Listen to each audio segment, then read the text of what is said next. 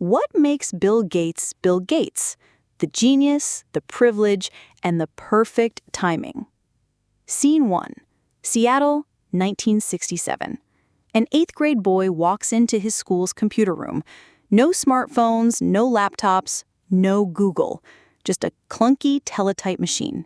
The boy's name? Bill Gates. He presses the keys, and the machine roars. For him, it's magic. For the world, it's the beginning of a revolution.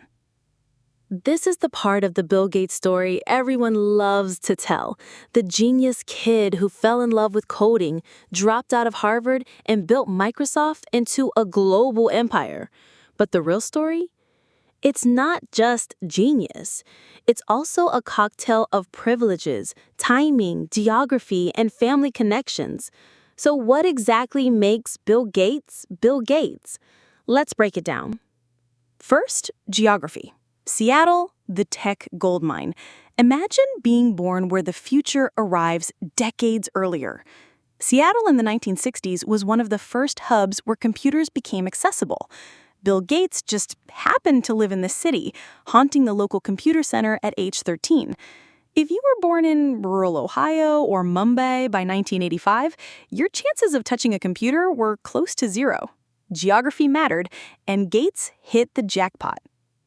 Second, education, the Lakeside Lottery. Gates didn't just attend any school. He went to Lakeside School, an elite private school in Seattle, which had something no one else did, a computer terminal. This wasn't luck. It was wealth. That's where Gates first wrote code, creating a class scheduling program and developing his obsession. Would public school Bill have had that chance? Probably not. Third, family influence, the invisible hand.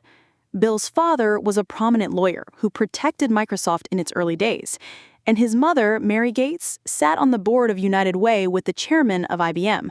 When IBM needed an operating system, Mary casually mentioned Microsoft. That casual mention led to IBM's historic deal, the one that made Microsoft a giant.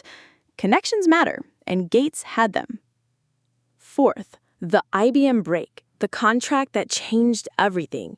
Here's a twist. When IBM called, Microsoft didn't even have an operating system to sell. Gates licensed QDOS, tweaked it, and delivered it as MS-DOS. That single deal catapulted Microsoft into the big leagues.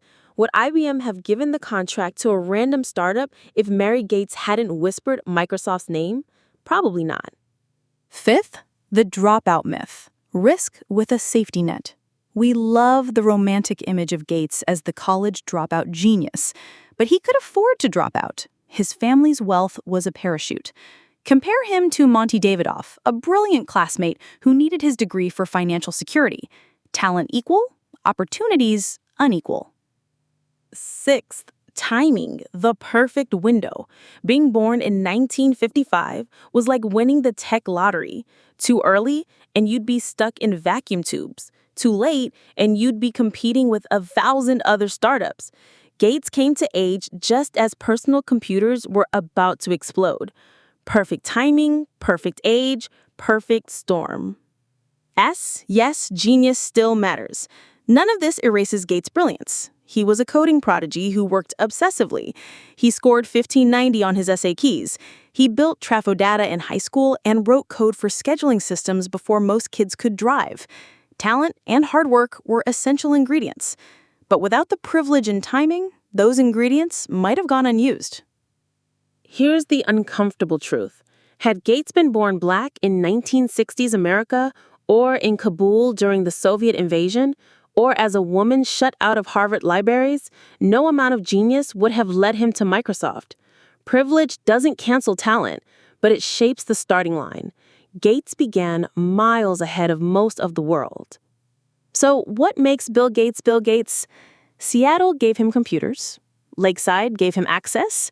Parents gave him connections. IBM gave him a break. Wealth gave him freedom to fail. Timing gave him the perfect wave to ride.